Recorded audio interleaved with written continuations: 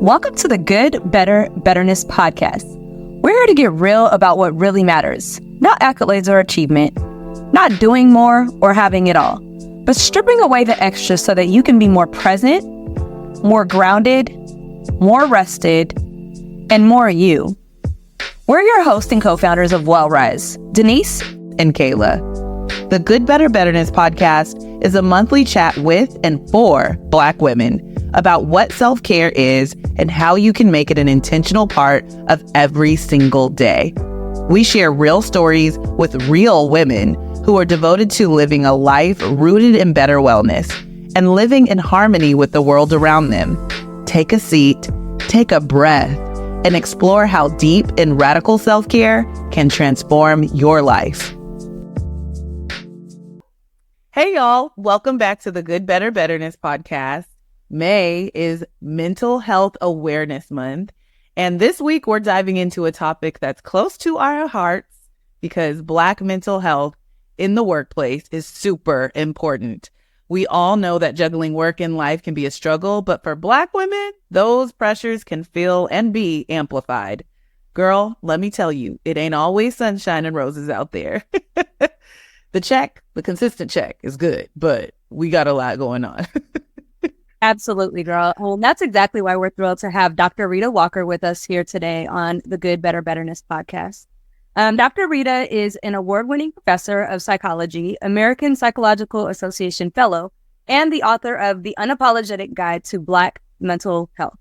She is also an expert scholar who has published more than 60 scientific papers on African-American mental health, suicide risk, and emotional resilience. Dr. Rheeda Walker, welcome to the Good, Better, Betterness podcast. Hello, it's great to be here with you. Yay! All right, let's get things kicked off by doing an icebreaker. I think this is going to be really fun. We have just one quote for you to see if you can guess, who said it, right? And I'll just share a quote. We'll get into it. Ready, Denise? You ready for this, Dr. Rheeda? No, I'm not ready at all. Sister, memory might not be at 100. You know what? We're right there with you. All right. Here it is. Our mental health is just as important as our physical health. Ignoring it is not an option. It's pretty general, but we can give you some clues if you need some. Well, it sounds like something I would say, but facts. It doesn't give a lot of context, so I'm going to give you some clues. This is an amazing woman who is a prominent speaker and advocate for physical and mental health. She has a podcast. And she works out really well. She's actually very tall. I think we're the same height. I'm 5'11". She's 5'11". She lives or used to live in Chicago, where Denise lives now. But she spent a lot of time in DC, living in a big house. Oh, see, if you didn't say that she lived in the big house, I might have let this one get by me, truly. But she is our highly esteemed, forever First Lady, Michelle Obama. Come on, you did it! Yay! Absolutely. She's a great example of like talking about and kind of demystifying the taboo subject, right, of mental health, and talking about her low grade depression, and really just call it a depression, right? Like it's something that we need to talk about more. And I think that's really, really important to have her. Yes, to forever First Lady. We love her so much. Good job. Yay. All right. So easy one. Thank you.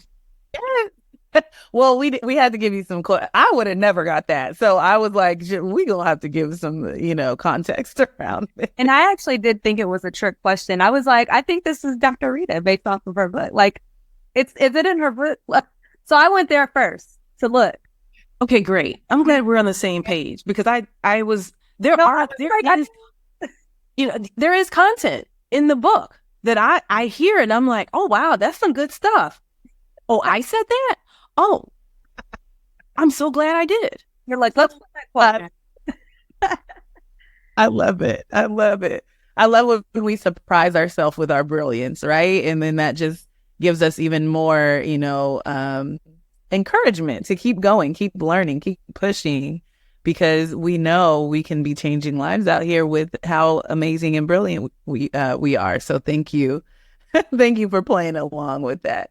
All right, let's get into this conversation. Dr. Rheeda, I really want to know if you can break down some of the specific challenges, right? We're talking about Black women, Black employees in general, but some of the specific challenges that Black employees face when it comes to mental health for the workplace.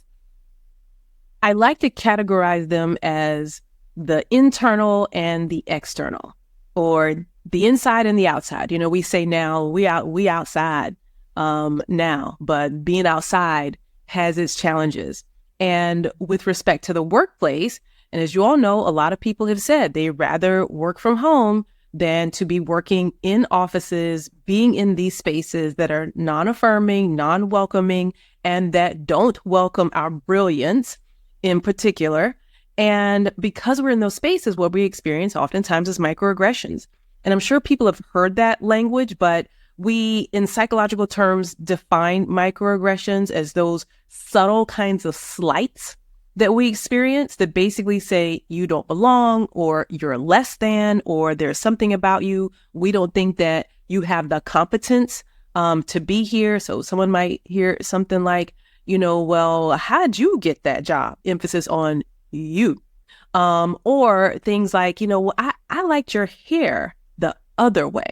And the other way being, when it was more socially, and I'm putting that in air quotes, socially acceptable. Like there are things that people say, sometimes intentional, sometimes non-intentional. And that's another part of the definition. But either way, it leaves folks feeling a certain kind of way. And because of that, sometimes, folks will walk away and, with this dialogue that is, well, what did they really mean? Did I take it the wrong way? And sometimes people will say, well, you took it the wrong way. By the way, that is a microaggression, that in and of itself. And so because of that, there's this constant trying to navigate and do your job and maintain your psychological well-being. And I mention that because the research shows that microaggressions can be almost more problematic than overt racism because of the cognitive energy that it takes away from work to figure out not only what happened, but what do I do with that? Somebody could spend a couple hours trying to figure out what to do with it. And by the way, it's important to have, either a coworker or a friend, like anybody who's going to say, well, yeah, that was messed up. And maybe even to help problem solve what to do next. Because the amount of bandwidth that it takes up is really unfortunate, honestly. So that's the external, the outside. The inside are the things that we kind of internalize, sometimes as a function of microaggression, but sometimes we buy into this idea of, well, maybe I only got this job because I'm Black, especially for people who are the only one. And that's problematic because what it suggests, or what we start to do, is to minimize our gifts and our talents and what we bring to a setting. I will tell anyone, including some of our graduate students who are the only ones to make it through or to get into these PhD programs, like, please don't think that you are fooling someone. You have gifts. There is something that someone saw in you. You wouldn't have a job just because you showed up and asked for one. Like, no. So we have to be aware of our internal dialogue, the things that we tell ourselves, like we don't belong. For those who code switch, and don't get me wrong, I will code switch, all day long. It's almost, it's automatic. And I'm aware of it though. I think some of us feel like either I have to, or I won't fit in, or just don't know how to be ourselves, which starts to feel like pressure. Like it's just a lot to carry. And so I always encourage that we be aware of what we're doing in order to be able to navigate these spaces, the things that we're telling ourselves and the things that we're not telling ourselves. So we have to be aware of the impact of both the external and the internal.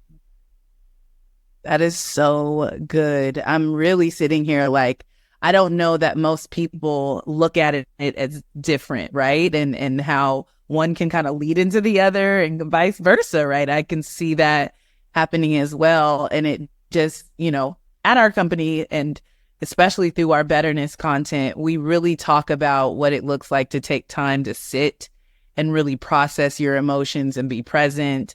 And I would imagine that is something, like you said, it takes hours to kind of process through some of this stuff, which then becomes a burden because you're processing through that rather than actually doing the work. And it just is a snowball effect that I could totally see happen. Are there any, or maybe just one example of how these challenges differ, right? Like someone may say, well, all women, experience microaggressions, right? Like what makes Black employees, experience these different, and how does that differ from their colleagues? Well, one example that comes to mind, and it's not necessarily in this setting per se, but I'll bring it back around if you give me a second. I'll never forget being in the classroom. I've been a university professor for more than 20 years at this point. And I'll never forget a white undergraduate student saying to me, well, with regard to code switching, well, Dr. Walker, I don't talk the same to my grandma as I do to my friends. So I'm code switching. Isn't that like the same thing? And my first thought was, well, I hope you're not talking the same to your grandma as you talking to your friends. Like, please, sir, thank you very much for establishing that. But are there consequences? Are there consequences to you showing up to your grandma differently than you do at work? Are you showing up differently at work or I'm sorry, with your friends than you do with grandma? For us, there are consequences if we're not able to successfully navigate these spaces. There are consequences if we're so distracted by what so-and-so said that we're falling behind on our deadlines and it's kind of like a weight that's pulling us backwards. We have to be aware of those potential consequences. And I think you mentioned earlier, like, we have to make money. We have to support ourselves and our families. And sometimes we're supporting our cousins and aunties and families in ways that other folks who have accumulated, sometimes generational wealth, in the way that other folks haven't. And so we have so much more that we carry that makes it a requirement that we figure some of this stuff out. Because the other potential consequence is carrying so much that we end up in mental breakdown before we know it. Because that research, we also know that we are much more likely to get our care in an emergency department because we haven't taken time and taken the steps along the way to make sure that we protect ourselves psychologically. Absolutely. Wow. Wow. Go ahead, Denise. I have so many thoughts. Yes. And no, I think anybody who is a Black woman who has worked in corporate America, I think, have experienced and consistently are interacting with the idea of what microaggressions are. And almost to the fact that I think like now you almost kind of sometimes prepare yourself for somebody to say something. And you know what I mean? Like we're a little bit unapologetic. I think in these last couple of years, a lot of us have been a little bit less apologetic and or meek in our responses to some of the microaggressions, which is, I like to see it because it's just like, how else is it going to be addressed? Kind of besides like at the direct point of where some of these microaggressions are taking place. But I wanted to see if we could talk a little bit, or if you could talk a little bit about the layering effect of that trauma and like dealing with daily microaggressions and like what really happens and what's occurring when they're happening daily and we're actually not having any kind of like resolution that's on the back end of that. So it's one thing to say like microaggressions take place in the workplace, we deal with it, right? It's another thing to actually look at the fact that it's actually more common than I think we lend ourselves to believe. And then, like you said earlier, are we actually coming up with solutions and resolution? And when that's not happening, wanted to see if you could talk a little bit about kind of the layering effect there and what's really kind of taking place and where we see ourselves in today's environment. We have evolved in such a culture of it is what it is. This is how it's always been. I just got to deal with it. You just got to push through. That this is so much embedded in our culture that yes, when the stuff happens, it's like, well, I'm not the only one. This is happening to a lot of people, and so be it. And the challenge of that is, in fact, the accumulation of stress.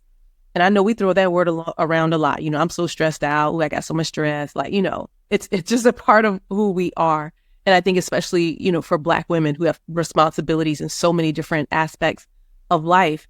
And when we think about stress, and there are a lot of different definitions, stress is anything you respond to. So something changes in the environment and you got to pivot to that. You got to pivot to this. You got to pivot to that thing. And yes, oftentimes we come into these environments and we've already braced ourselves for what might be coming. Our physiological body does that. So it's not just psychological, going back to my quiz question from earlier. It's not just psychological, but it's physiological. And then over time, the body actually starts to break down because the body doesn't know the difference between a real physical threat. You are in physical danger, and this person said the wrong thing that was disrespectful to you. And so the body reacts to all of it as if it's the same. And so then we start to see, some of the high blood pressure, we see hypertension, and type 2 diabetes. Black women are at high risk for stroke. All of this, the physical consequences of these psychological problems. And if we don't start to increase our awareness of how all of these things work together, and I would argue that we are doing more with less. And what I mean by that is, we say, well, things have always been tough. We've always had so many responsibilities. But many of us who are mobile and who've moved around, I've lived in 5 states as an adult. I don't have the network of family as someone who generations ago didn't have opportunities and they had their community with them. And so for folks who are moving around about the country, thank goodness for the airlines, but yeah, we're moving around the country and doing a lot more with a lot less, without, our aunties and without the extended families to help us deal with the stuff. And so I do think that we see even now that the burdens are weighing more because we don't have as much help to carry them. Yeah, this is good. I'm really excited about this episode because we really are getting into the nitty-gritty of what it means to show up as Black people, especially Black women in the workplace. And I know that, we wake up every day just trying to do our jobs and take care of all the people and take care of all the things. And we don't often sit and really realize how these things are taking effect on our bodies. We talk about and have, over years, right? Even before the podcast, when we were just doing Wellness Wednesdays on our platform, we've talked about this concept of weathering on our actual organs, right? Our literal organs are breaking down sooner than they are supposed to because of the constant firing and the constant stress, right? That is on our organs, which has led, I believe, and there are studies that say it leads to like the Black mortality birth rate, right? And how that's increased so exponentially and all of these things, like you said, strokes, etc. I'm really sitting in this like point in my mind where I'm like, what is happening when that happens, right? Like, how can someone realize maybe they're sitting there and listening to this episode and or just have no idea that they actually are code switching. Like you mentioned earlier, this is something like I just do not even thinking about it, right? Because we've just been conditioned. How are there some ways that we can actually see and pinpoint that we're doing that we're performing, right? We are literally performing when we go to work where we're not being authentic. And I think we've been doing it so long, we just know when we get in the car, right? We start our routine, whatever that looks like, whether you work from home or you have to drive in. When you're starting your routine, your brain starts to go in the way that this is what I do, right? Instead of thinking like, okay, I got to put on a face, I got to do this. Sometimes that's not always very present. And so I think it would be really helpful to know, how can we identify when we're actually code switching, when we're starting to do that performance thing, which is so anti-authentic to who we are and anti, ourselves, right? When it comes to our minds and our bodies. One thing I will point out is that we have to be automated about some things. Like there are some things that have to be on autopilot. Like that's why we have our systems, our routines, the things we do, because we had to think about everything. Then definitely something would get missed and left behind for some things. And for some people, maybe code switching isn't a big deal. It's like, it's whatever. However, if they notice that at the end of the workday or at the end of the Zoom meeting or something, like their body just feels worn out or exhausted, or they're like, whew, I'm so glad that's done, then it's worth taking a moment to reevaluate. Okay, now what all was I doing during this conversation?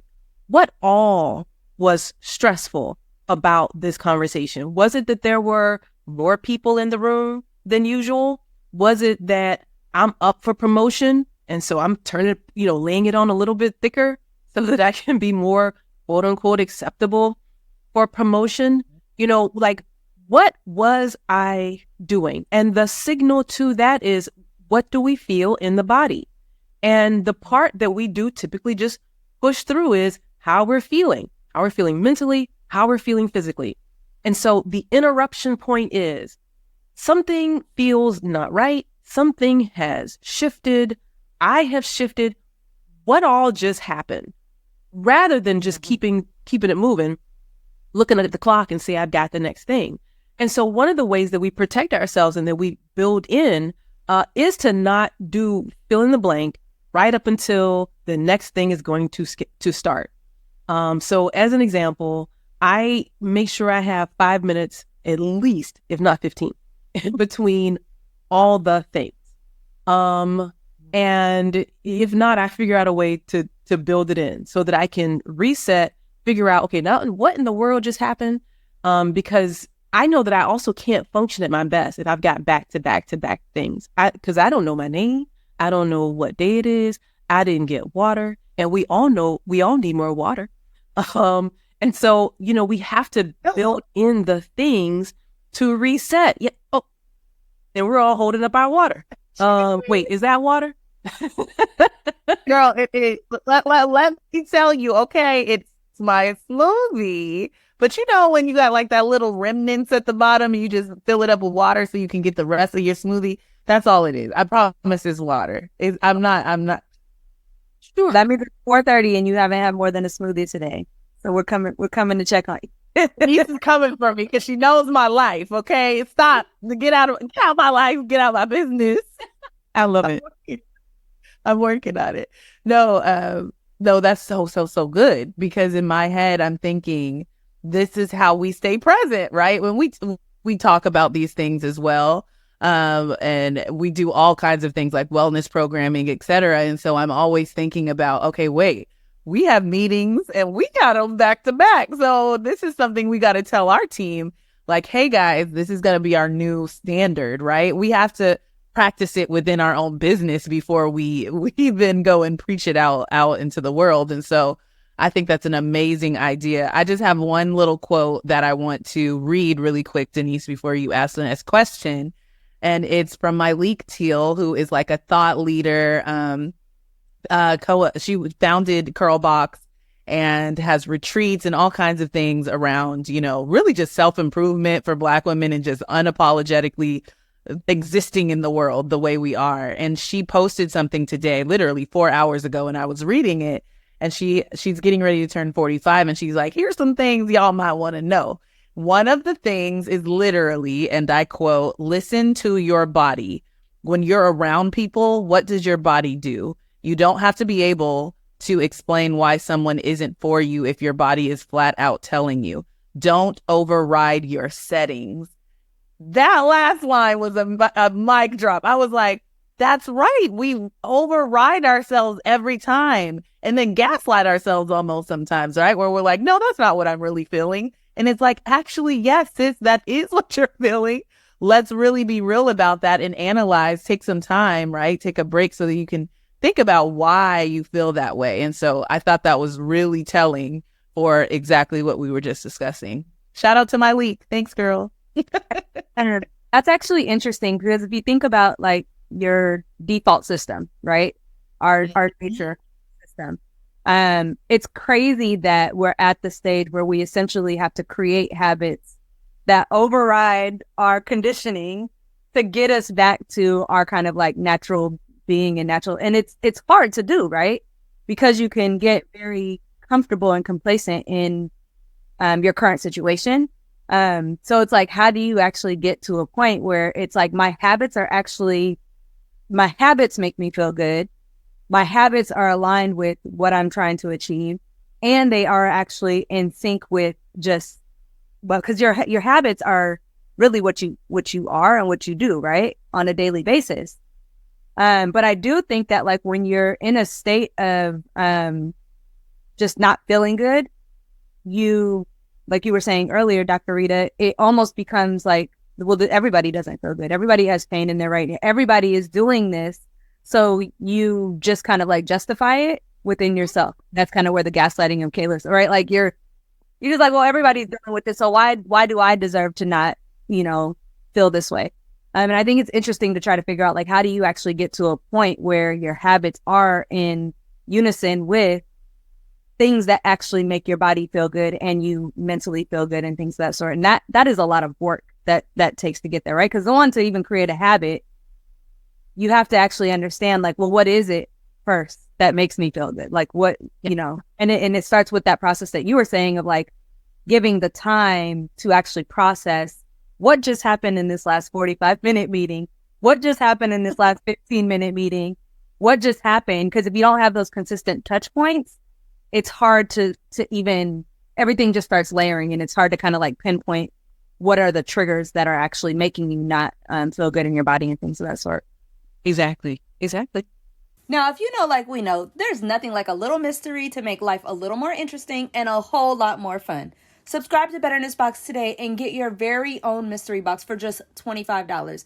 These custom boxes feature some of our best, most highly requested products from across the seasons, all in one box. You'll get the same promise of self-care at your doorstep with a box that provides over $100 of value for just $25. Where else can $25 get you a book, top-of-the-line self-care and beauty products, and a dose of affirmation? Nowhere. Subscribe to Betterness Box today and truly experience what it feels like to be a gift to yourself for yourself. Shifting gears a little bit here, but a lot of times we also find ourselves as Black professionals being kind of like the only person in the room, right? The only person that looks like you, the only person that has similar kind of like lived experience as you. And can you talk about how that like isolation and a lot of times just being the spokesperson or representative for the community, whether or not you're, just communicating your own personal opinion, or you actually are representing the entire community for a specific project that you might be working on. But can you just talk about how that contributes to different feelings like, anxiety, loneliness, just additional stress in the vein that we were just talking about as well? More than anything, it comes back to the things that we tell ourselves. And so kind of what you were mentioning just now. And so if we tell ourselves that we are the representative for the community, and oh my goodness, what pressure that is, because the community varies, like no one person can speak for all of the community, but we do know that sometimes folks are looking at us for that. And we have to resist it. So one, being aware, like I will always promote being aware, because if we're not aware, then we can't make adjustments. So be aware. Is this something that someone else has said? Like, if you're in advertising, I'm like, okay, I guess maybe if you're in advertising, then you're expected to be a representative, maybe. But if that's not what you're paid to do, and again, what you're paid to do, then don't take on that responsibility. And we do that so often. We take on stuff that we have not been assigned, that we're not being paid for. And so when we recognize, that is, I'm not here to do all those jobs, like y'all get somebody else to do it, that we can resist those messaging, the messaging that we give ourselves.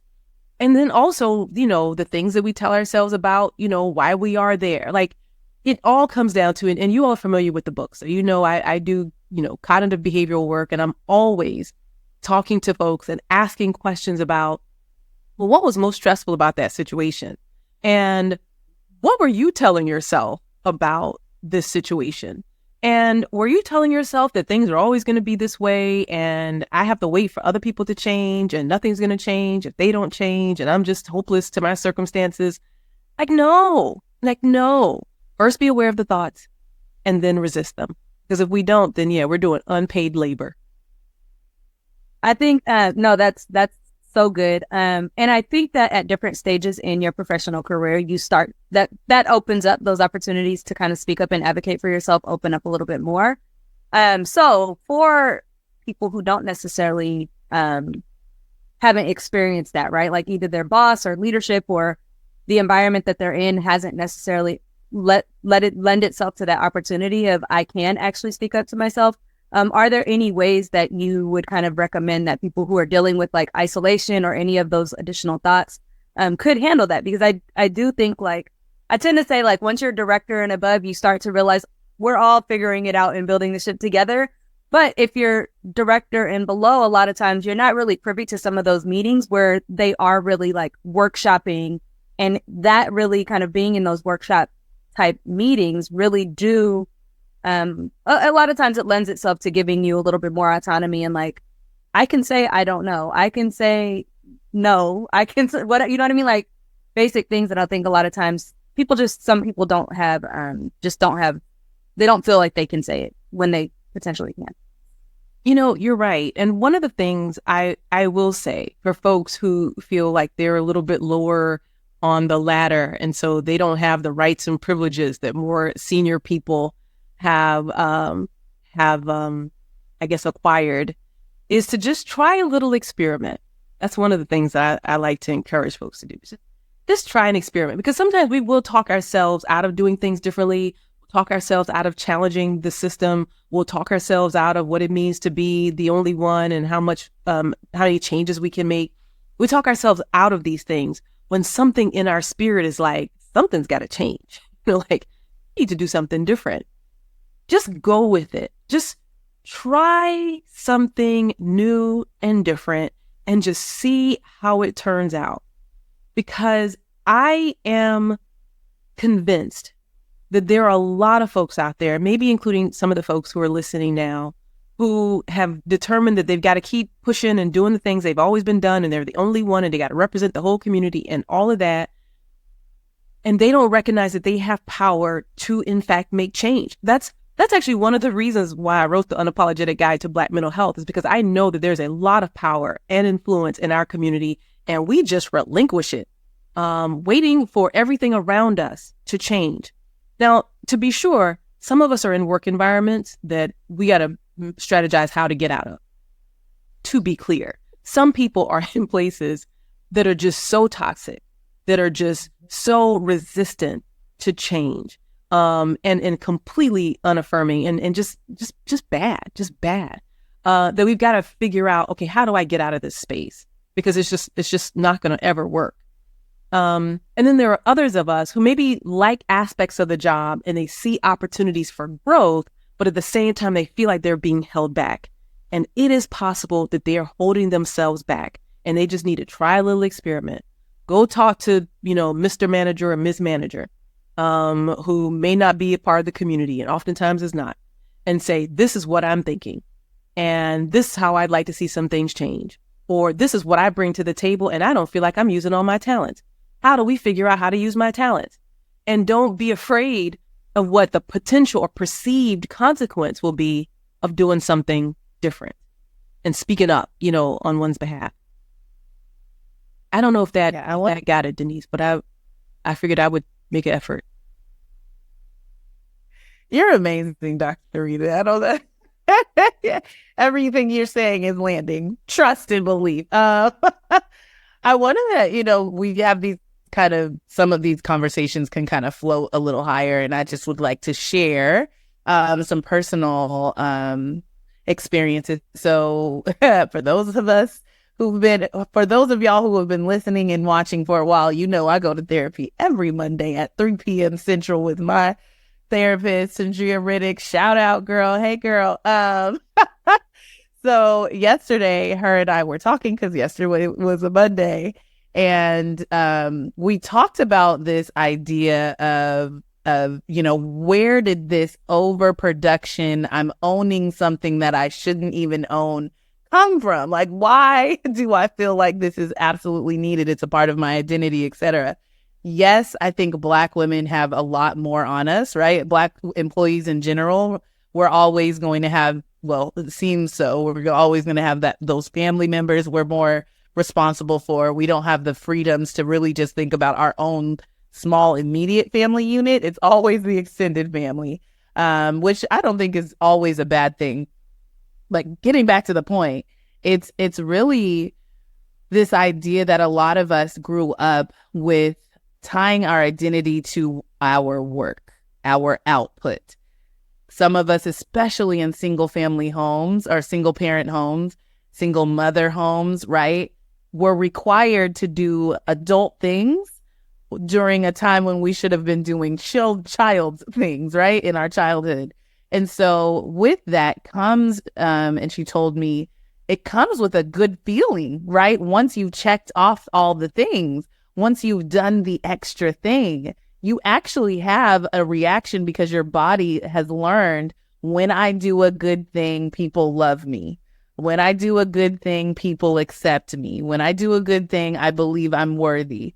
Instead of just waking up with that mindset that I am worthy, that I am loved, right? So it's like this output gives you this, feeling. I was like, oh, it's not, I got to own this, right? I got to own the fact that I get something from doing all of this work, which is why I'm doing all the things. And so, we are working through that in therapy. And I'm just thinking about all of the other women who are addicted to doing and not just being. And I think that's part of that, us showing up at work the way we do, and everyone think, girl, Kayla got it, right? Denise got it. The whole group knows that they go to the Black lady to fix all the things, right? When they've messed up the company, they bring in somebody Black to fix it all, right? We see it time and time again. And so I just think it's important for us to realize the why we're doing it. And if we get in touch with our bodies, like you were saying, I think we'll like, I actually get a little hit from this, like not for real hit, but you know what I mean? You actually get a feeling from completing all the things. And it's a toxic association. It's not what we're actually supposed to be getting that from. I don't know if you have any thoughts about that, but girl, listen, I'll take all the free therapy. Well, wait a minute now. I'm just kidding. No, it's, I love that because, from a behavioral perspective, and we think about mental health, at least in my discipline, from, based in theory, and it's kind of like, what do you get out of doing all the things? And so theoretically, we talk about it as reinforcers. So you got reinforcers and you got punishment. And so when I see that a client is doing something, and I think you all know, I don't provide clinical care directly. I can't add that to my list of things that I do, but I supervise clinical cases, and I have therapists who are working on cases. And I'll say to them, this client has been here, with us for a while. They know what to do differently, but they won't, or they can't. And I ask the therapist to find out, I'm like, your task is to find out what your client is getting out of doing these things that are essentially unhelpful for them. That's the reinforcement. And so what I hear you saying is, in this case, in this example, the reinforcement is they are going to show me love. I am going to feel worth. And yes, it is high level because it's not like, no, the reinforcement isn't a cookie. You know, we might like cookies. I love dessert, by the way. Love it. Girl, listen. But it's not about that. It is something bigger. And especially if you don't tell yourself, give yourself this reminder, if there aren't other healthy and adaptive ways that don't wear you out of saying you're worthy and you are being allowed to be your authentic self, then yeah, we're going to do the things that give us sort of that quick, you go girl, even if it's problematic for us long term. Yeah, that reminds me of a conversation or a speech that Kayla and I heard in November, and it was a gentleman from Calm from the app.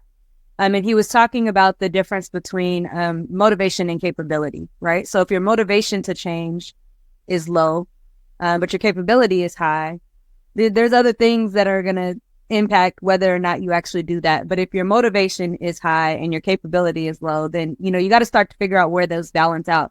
But I think what you were talking about in terms of like, what am I getting out of this? If the motivation for the bad behaviors is higher than the motivation for what I anticipate I'm going to get out of doing the good behaviors, then it's natural that I'm just going to keep doing this bad thing because the short-term gain that I'm getting is just reinforcing, like you said, this bad behavior to continue to happen. Exactly. It's really interesting. Like when he broke it down, like now I literally think of everything on just like these two levers can determine whether or not like you have the motivation, the drive, to do or change whatever you're trying to actually do, right? And it can, you know, impact all different areas of your life if you really start to think about it from that perspective. Exactly. And it's a joke, right? Because it's like, who told you that doing the thing that's good isn't actually going to motivate you? You just have never tried it. Yeah. Never. You know what I mean? At least in my case, right? It's like, I actually don't know what it looks like to sit still and be like, oh, this is actually, right? Mental clarity. What is that? But you can't, that's the thing. Like we can only take other people's opinion or experience, right? We can learn from other people's experience, but there's certain things like that it's like, I heard that it's with this person, but until you actually like do it and experience, kind of a chicken and egg, until you do it and experience it for yourself, you don't actually understand the long tail benefits of that. So it's interesting how it all plays out. And that's why we have to experiment for ourselves, you know, and I love experiments because we don't know how it's going to turn out. You know, we have some sense of it, we have a hope, but we don't know. And so that's why we have to try things differently in order to see how it works for us, or if it doesn't work. And then when things don't work, you don't just throw out the whole baby with the bathwater. We try and make just small adjustments. So maybe talking to that person wasn't helpful. They didn't respond in a way that was useful. Maybe I'll find somebody else to talk to. And, you know, one of the things that I never know what's going to come out of me having written the book, but I always hope that people will tap into whatever their talent is and that they will be able to make it make sense for our community because we have what we need. I'm so convinced of it. And so maybe there is someone who needs to create small support groups and I know they already exist, but we need to scale them up. You know, so groups for women who are in professional spaces, who are going to network with other women across the country, actually across the world, because you all know, because we're in this diaspora, we're all struggling with the same things, regardless of what continent we're on. So we need to be able to support one another in ways that make sense for us. But anyway, I know you all are doing this work. We need more. We need more. I feel like that was in a movie where they were yelling more, but I have to think about which movie that was. Actually, it sounds so. I do have a question from that though, because I think that I tend to try to think about like why is more of this not happening, right? And I think it has something to do with our relationship as Black women, as Black people, with risk tolerance, and like just lack of resources and things of that sort, right? Like a lot of times we're like you said earlier, we're doing a lot more with a lot less, and we don't really have the opportunity to make mistakes and fail, right? So can you speak a little bit about just like the relationship with like the risk to reward benefit, and then also like our relationship with the word or the idea of failure, right? Because I think especially when you start to talk about like business, failure a lot of times is not failure, right? It actually there's rewards at the end of failure, but just wondering if you can kind of, you know, share a little bit of your perspective on how all of that comes into maybe why as a community collectively we don't see more people taking that risk. I don't know if we have enough examples of people taking risks and failing and saying a failure isn't a failure, but a failure is a learning opportunity. I don't think we have enough role model for that, to be honest. And yeah, you know, say someone who does take a chance and then it doesn't go the way that they had hoped, and they just give up because they're like, well, who has time for that? And it could be helpful if we think of, well, who has time to keep doing the wrong thing? I'm running out of time. Like, I just can't. And so it's like, especially when and because I think also we ignore our inner voice, and we've been conditioned to do that. And so if enough of us listen to the inner voice, and it's like, okay, the inner voice is saying, I got to get this done. I got to get this done. I got to figure it out. You know, I got to problem solve, maybe talk to some different people, you know, write down what has worked, what hasn't worked. Like, we have what we need in order to create it. But yes, I do think that we're highly risk averse because we don't have enough role models to see how things can be figured out. And so I do appreciate business people who talk about all the times they failed, in air quotes, so that we can see like, oh, okay, I'm failing forward.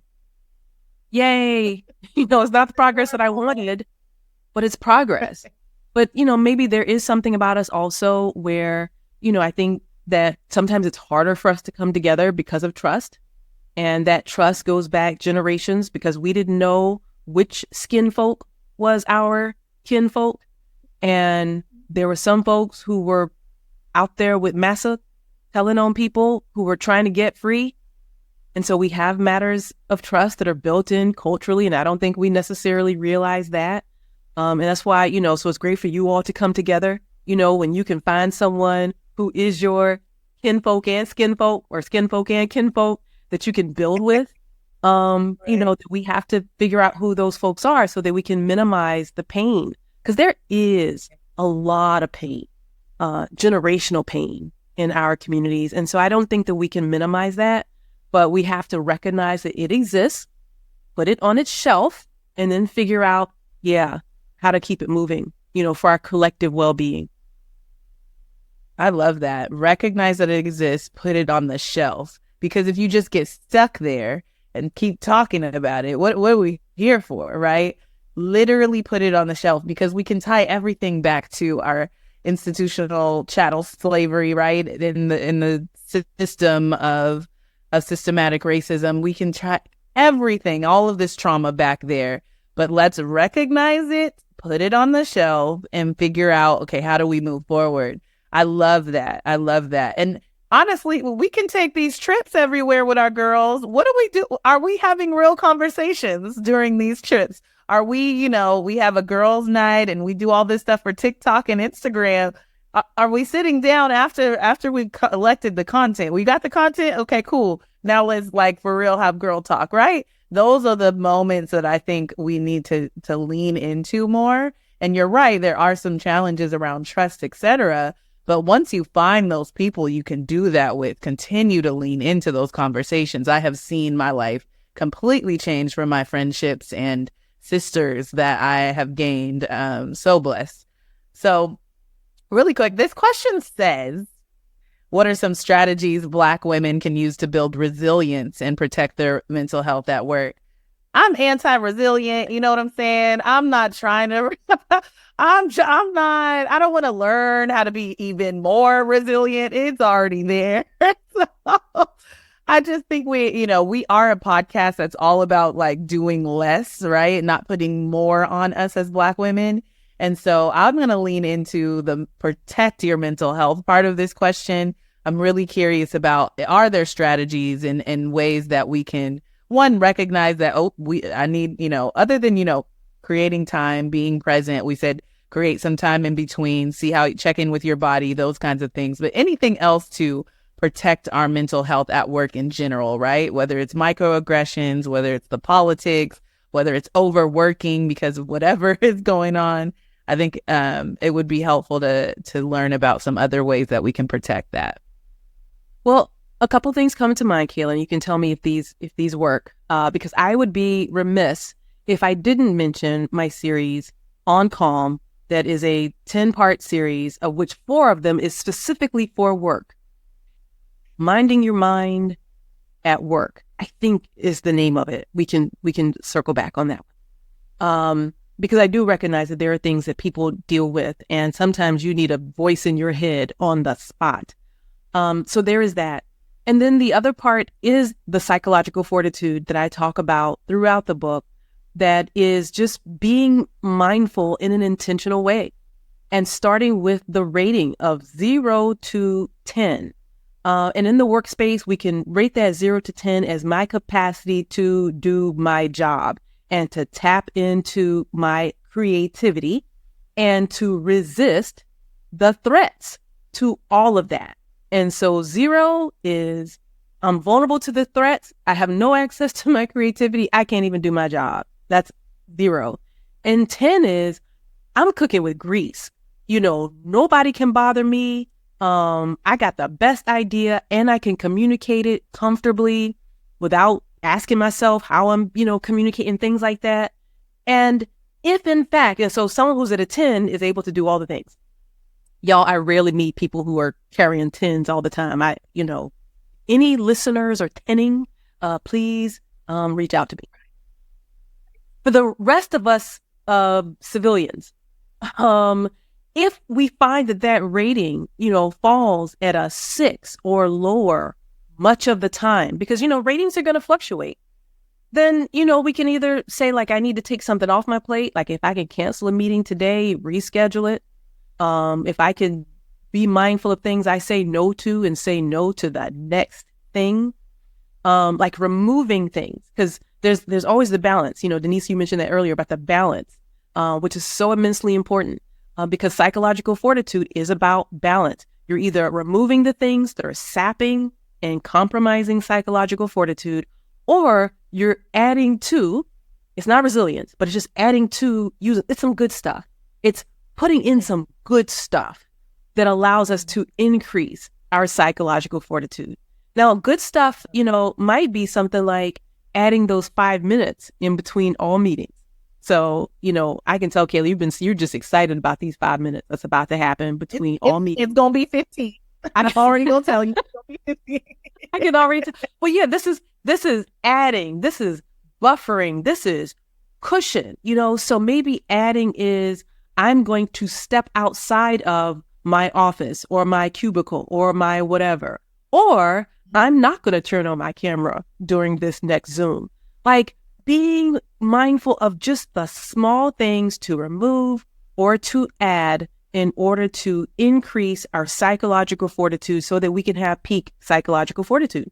Now, if I slept 5 hours last night, then my PF at work is automatically going to be diminished.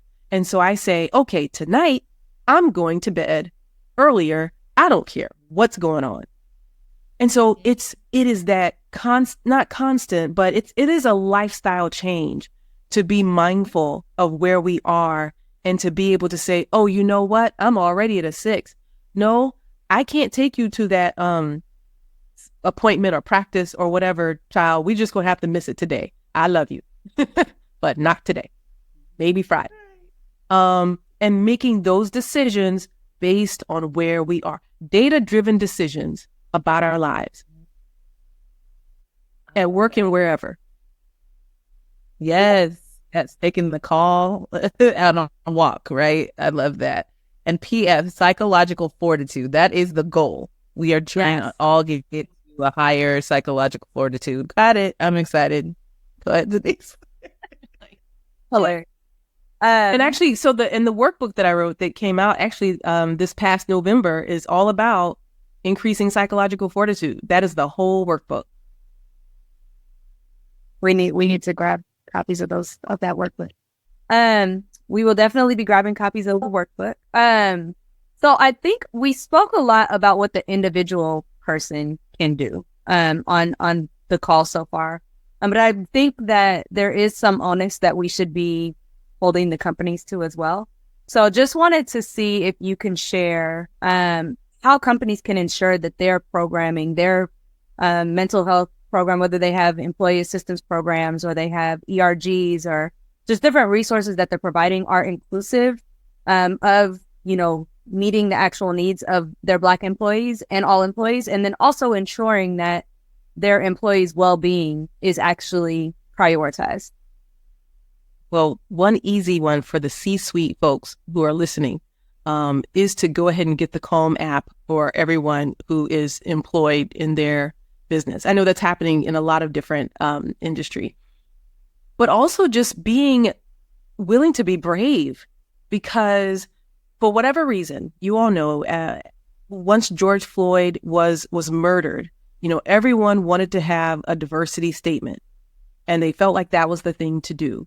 And a lot of that has gone to the wayside because of competing frustration that other folks are like, well, DEI isn't fair and all the whatever.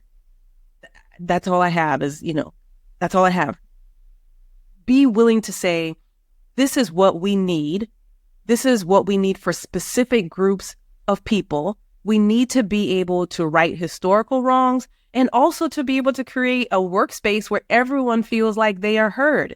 And so if that means that we need to think about, yes, what our employee assistance is doing and creating, and connecting with affinity groups and being able to say, we have resources for folks who are dealing with microaggression, folks who feel like their voice has been minimized and they can't tap into their talents. Like, the research is consistent that when people feel like they're contributing, that the actual product that companies are creating are that much better. And so it always fascinates me that folks somehow kind of sidestep, embracing everyone and instead trying to act like we're all the same. Like, I personally, don't relate. Well, I don't understand that thinking. I never understand that thinking. And so when I say bravery, it has to be a willingness to say, this is a problem, and I'm going to be willing to do what it takes to correct the problem. And right now, I think that there are a lot of folks who aren't willing to say, we're going to go against the grain, so to speak, in order to be able to correct problems. And we see it, in a lot of different spaces where folks just rather keep things as they are because that feels comfortable. And so if a quote unquote minority of individuals are somehow penalized, then, oh, well, so be it. And we have to be able to get out of that mindset so that we can, support people who need more support. I don't think we need more science to say there are folks who are mistreated in our society and including at work. We don't need any more. So we just need the folks who have the willingness to do things differently. And I'm giggling because I see Kayla like preach. I get real close to the camera. Y'all got to watch it on YouTube so you can see our faces and our reactions. If you are a podcast listener, definitely get the visual. I'm all there right now. So, I work for a Fortune 20 company and I am in charge because I've told myself, again, probably one of those I'll do it things, to create a mental health program for Black employees. Literally figure out how to leverage that. And so we have some EAP, benefits, and we're going on like an educational tour. And I'm planning out all of this to make sure that we reach the people that need to be reached. However, I agree 1000% that it's not a question of if the data is there, if it's the right thing to do.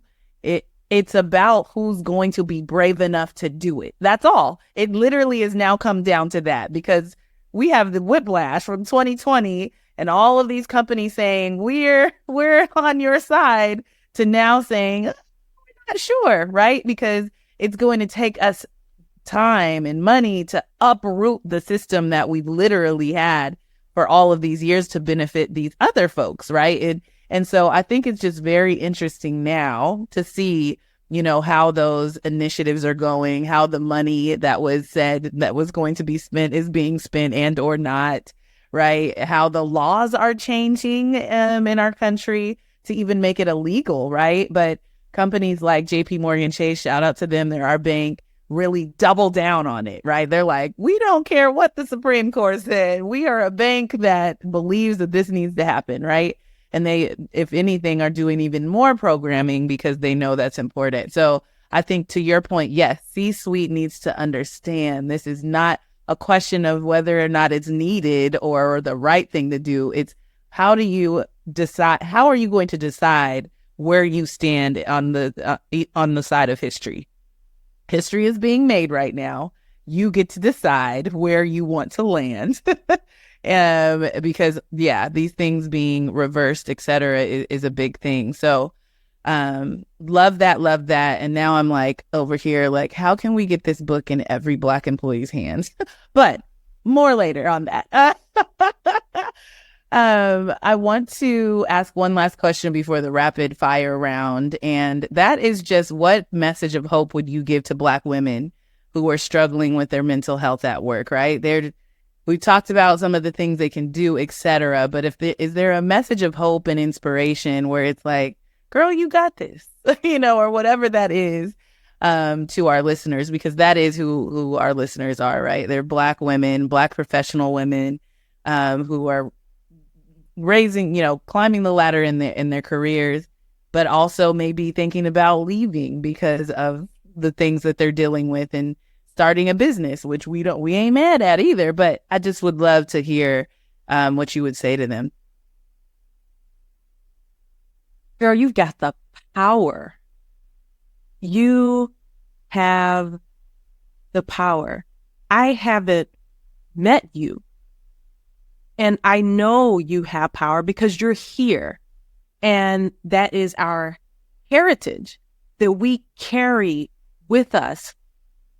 Women who've done things that we can't even fathom. Why? Because they won't let it be in the history books, but that's another conversation. But we are here for a reason. And it is our responsibility. This is one thing. It is our responsibility to use our talents and to use our gifts. And so if you need to take a moment one Saturday afternoon or Sunday morning, I don't know, and just write down, what am I good at? And what do I love? And how can I nurture this in the service of raising the collective consciousness and awareness and capacity of our community? Because I am absolutely convinced that, you know, not only are we trying to do the things that we feel like we get rewarded for, but there is something in us, as Black women in particular, that no one else has and that only we have. And sometimes we struggle because we're not tapping into that thing. I feel that with everything in me, that we are not tapping into our resources. And if we can just give ourselves some time to sit quietly and to be with our thoughts. I think some of us would have thoughts that are so big they scare us. Great. What is that thing? And even if we can't do anything with it right now, you know, just think on it, meditate on it, pray on it. Because the quote that is, you know, when we figure out what we want, that the universe conspires to make it happen, I believe that true. I don't have the science around it. I just know it with a capital K. And so I look forward to hearing all the ways that folks are tapping into, you know, their own power and their own divine in order to make their special, unique creativity a valuable tool for our community. I love it. So powerful. So powerful. We are the juice. We are the magic. Okay. Listen, I love it. I love everything about this conversation. It is one of my favorites. I cannot wait for everyone to hear this.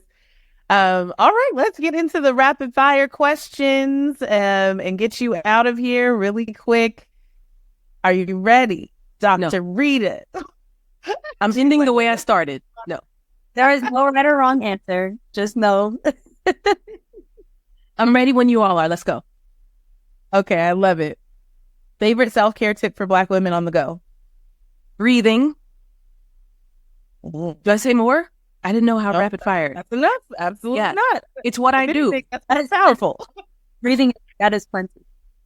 Breathing with intention. Breathing, yes. Absolutely.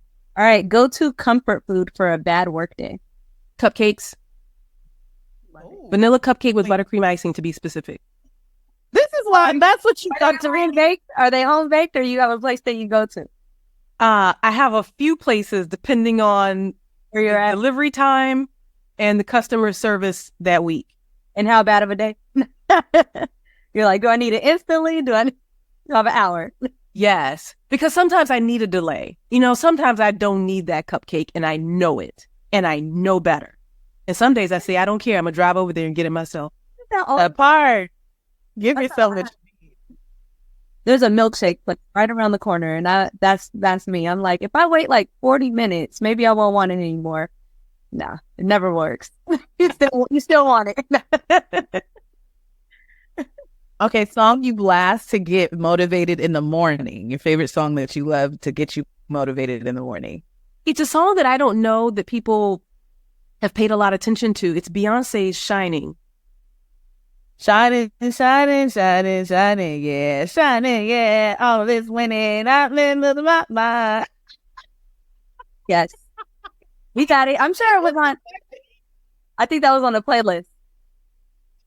Yes, we have a playlist every season, and we definitely had Shining on one of them. Yeah, that's one of our favorites. I love that. That's hilarious. You were like, I don't know if they'll know it. Girl, go ahead, Denise.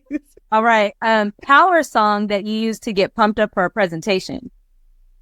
Oh, it's the same. I was gonna say that's a power song. Yeah, it's the same because it's all of this winning. It's like, ooh, Yeah. You just setting the tone for the presentation. Okay. yes. And last one, book recommendation for our listeners. Well, it'll have to be The Unapologetic Guide to Black Mental Health. That's available everywhere.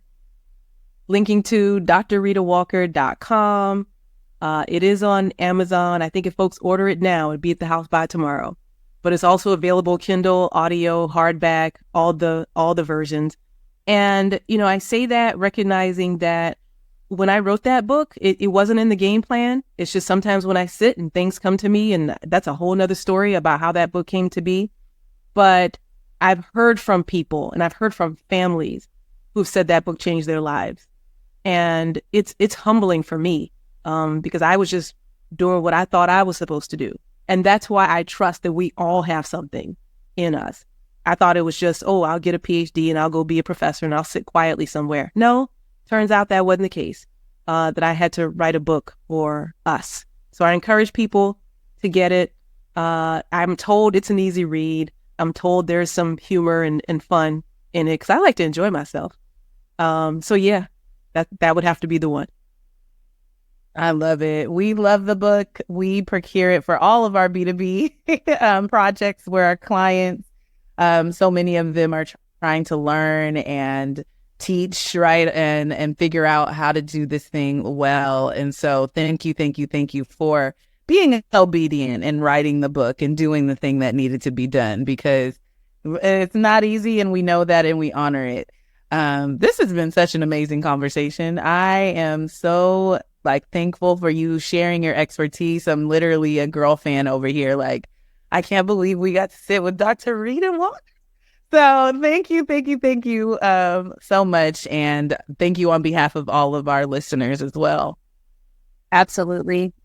Just want to say a quick reminder that prioritizing your mental health is not selfish, right? I think we, a lot of times, especially as Black women, we think that I can't be selfish, but it's not about being selfish. It's really about your own self-care.